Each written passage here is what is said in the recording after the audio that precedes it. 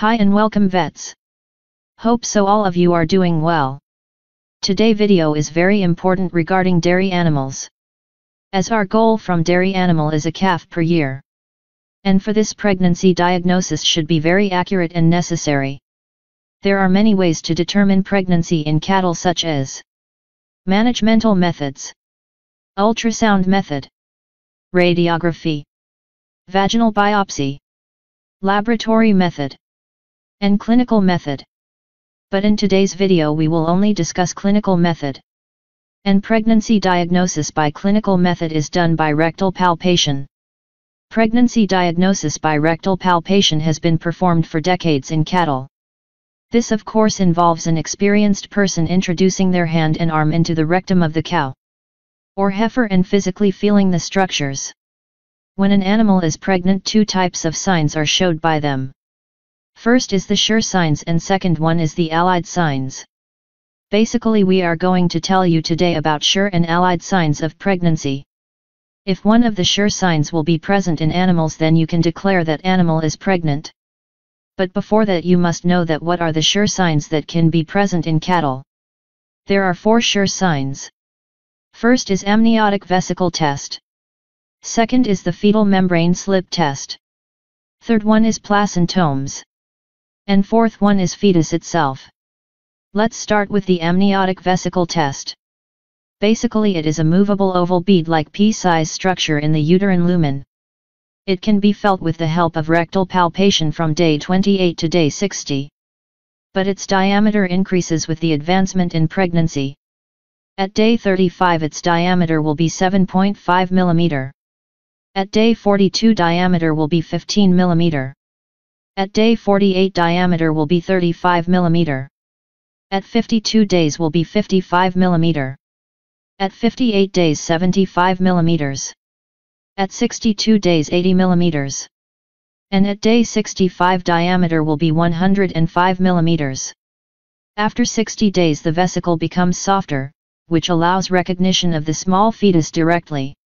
The vesicle is turgid early in pregnancy, but becomes flaccid with advancing pregnancy. Until days 65 to 70 when it is difficult to detect at all. And the most important thing is that unexperienced persons cannot perform this test. Okay, let's move to the next. Next is the membrane slip test. This test is performed by hand through rectal palpation. When you hold the uterine horn and pinch it you will feel a tubular structure. Basically 2 layers will slip in your hand. This test is known as fetal membrane test.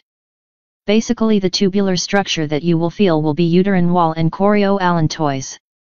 And this test can be performed from day 30 to 33 of gestation. But students and unskilled persons are not recommended to do. Third sure signs are placentomes. The presence of placentomes is another positive sign of pregnancy, and is detectable from about 65 days to term.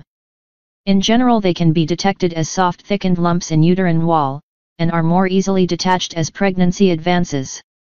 They are parts of both fetus and the mother. Since there is great variation in size among individual placentomes, usefulness in aging a pregnancy is limited. They are only present in ruminants with a diameter of 80 to 120 nanometer in bovines, and 60 to 90 nanometer in sheep and goats. Last sure sign is the fetus itself. Depending on the skill of the examiner and the location of the fetus, the fetus can be palpated from the time of amniotic softening, 65 to 70 days, to term. Fetal growth is quite uniform up to about the 6th month. So that fetal size can be used to estimate fetal age accurately.